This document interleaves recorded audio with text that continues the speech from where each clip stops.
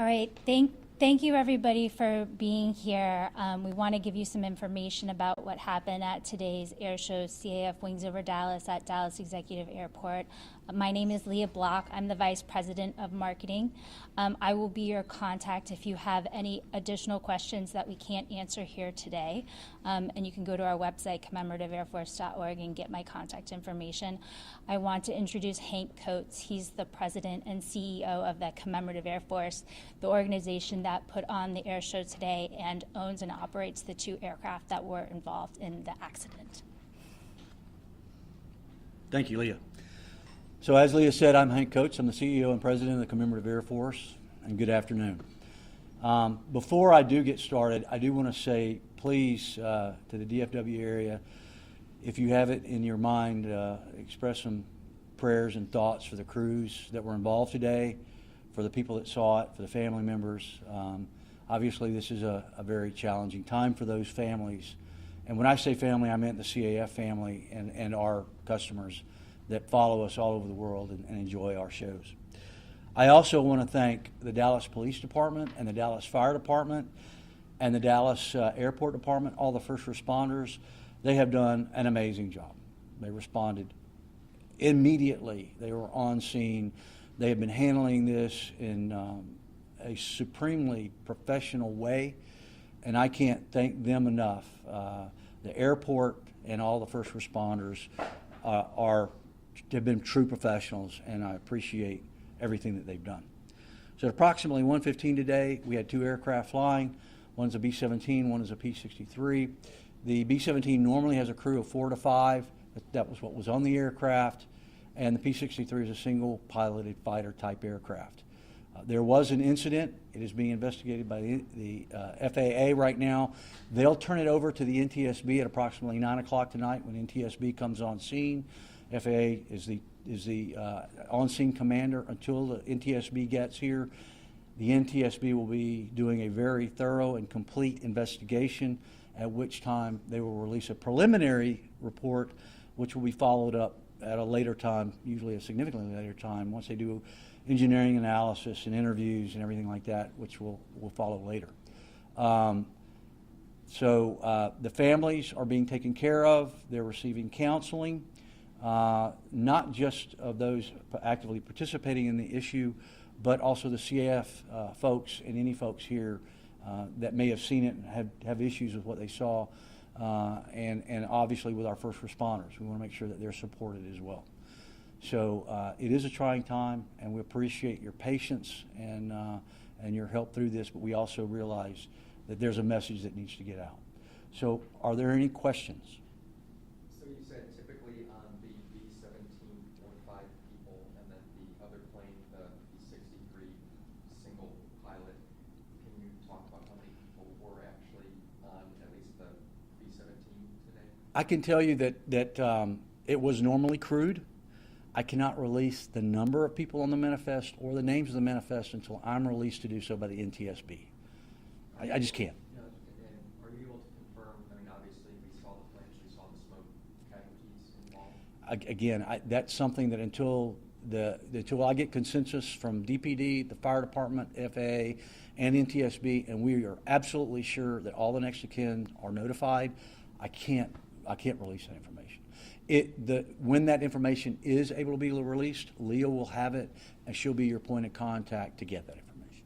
Can you tell us a little bit about today's air show? These planes are owned by Commemorative Air Force, and who flies the planes during the air show? Sure. The Commemorative Air Force has over 180 aircraft. They're all over the world. They're all over the United States. They appear in air shows almost every weekend of the summertime. Some air shows like this one are produced by the Commemorative Air Force. We appear in others. This is a World War II flight demonstration type air show where we highlight the aircraft and their capabilities and what actually happened in World War II. It's very patriotic. The maneuvers that they were going through were not dynamic at all. It was what we call bombers on parade. But beyond that, there's not a lot for me to say. Are the people who fly during this air show volunteers for your organization? The people that are flying to the air shows are volunteers. There is a very strict process of training and ours. It is all the pilots are vetted very carefully. Many of them have been flying for us for 20, 30 years or longer. So this is not, what I can tell you is this is not their first rodeo. These guys are very well versed. They spend their summer times. Many of them are airline pilots, retired military pilots like myself. So these guys do very thorough training. They have a lot of minimums they have to meet and criteria they have to meet. So this is not just somebody that's out doing something. These are very well-trained folks that have been doing it for a long time. In shows like this, just how rare is it to have a mid-air collision like this? I can't really speak to that. In a show like this, it's probably, I would say, extremely rare. Until the NTSB actually comes out with a report on the causal factors and what actually occurred, I can't really comment. Were there any paying customers on the bigger plane? No.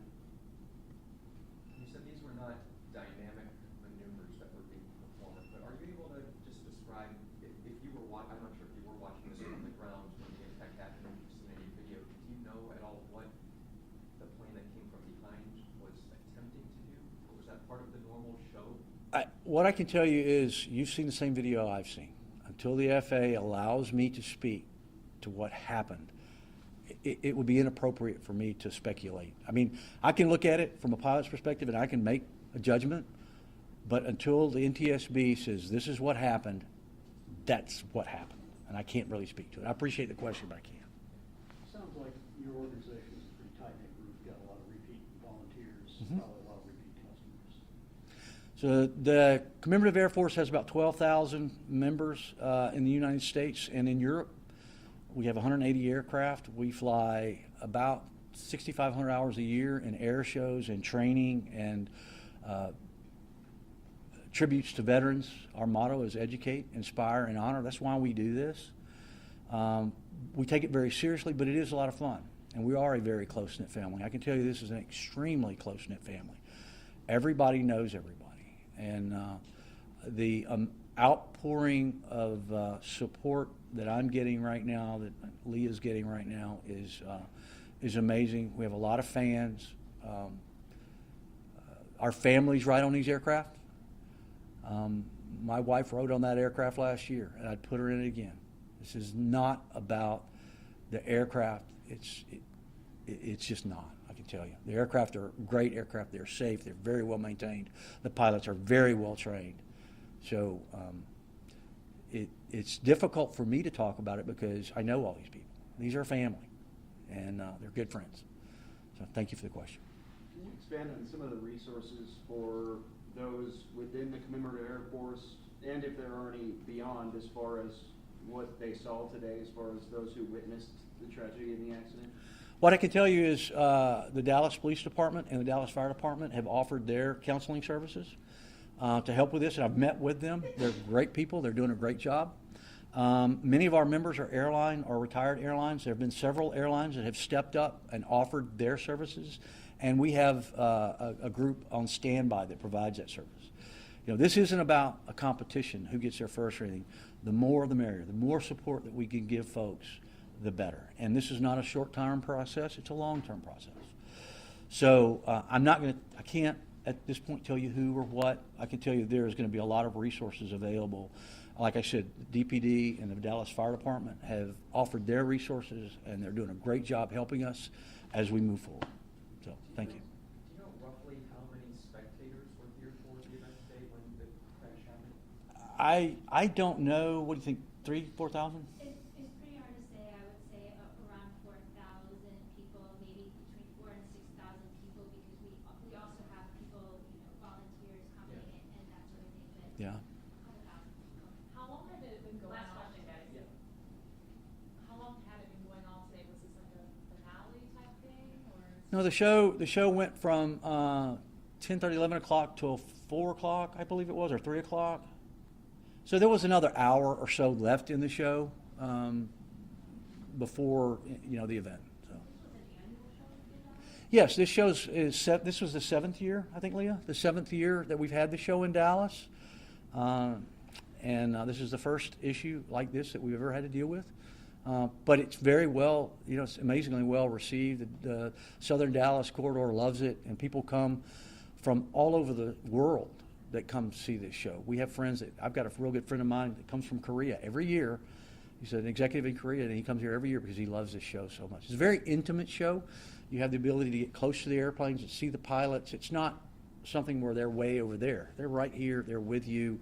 It's very safely done, but we feel it's important that the kids, because we do this for kids and veterans, that they can see the airplanes, they can touch the airplanes, they meet the pilots, so that they can be, they can learn, they can be educated and inspired to do these kinds of things.